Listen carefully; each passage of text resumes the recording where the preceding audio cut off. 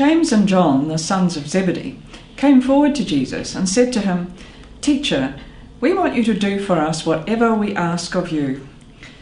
And he said to them, "What is it you want me to do for you?" And they said to him, "Grant us to sit one at your right hand and one at your left in your glory." But Jesus said to them, "You do not know what you are asking.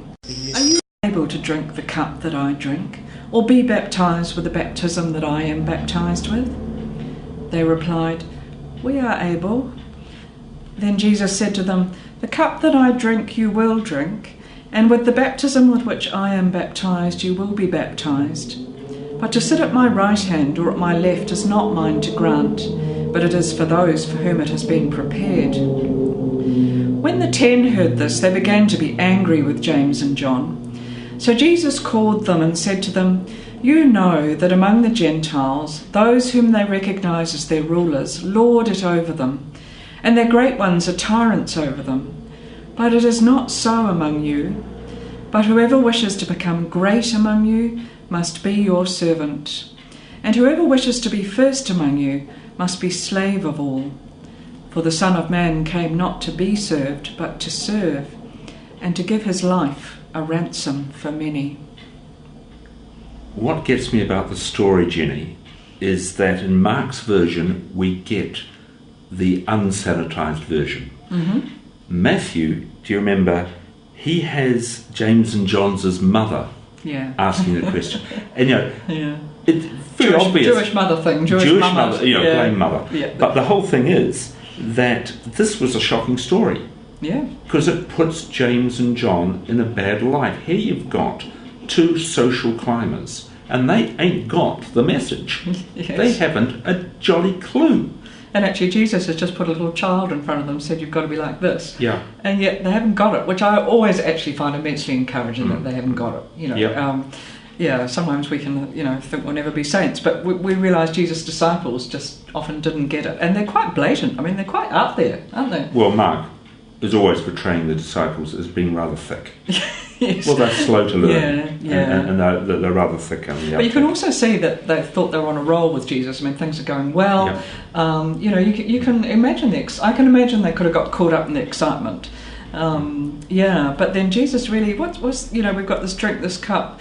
I mean, Jesus is starting to shift things, isn't he, really, as to where we're heading. He's actually saying, now, look, folk, this is what it's really about. Yeah. This is the heart of it.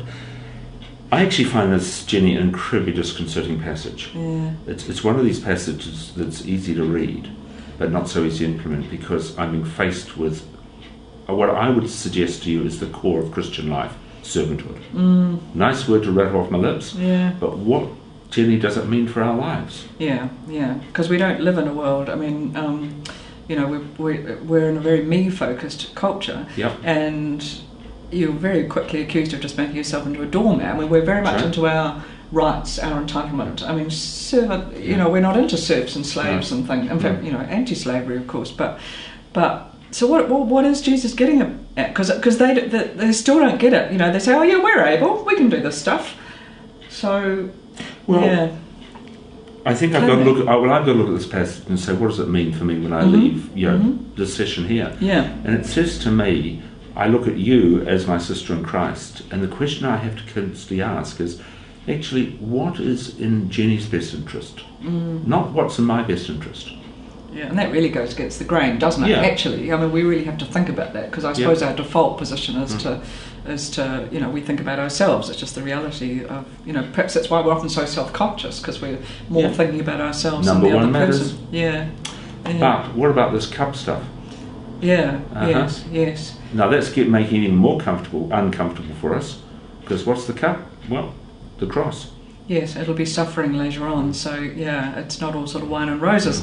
And I suppose it's because Jesus is going to model this stuff that they'll actually. Because I mean, initially, I do love the way that the 10 really don't get it, and I think it's only because they didn't have they're jealous.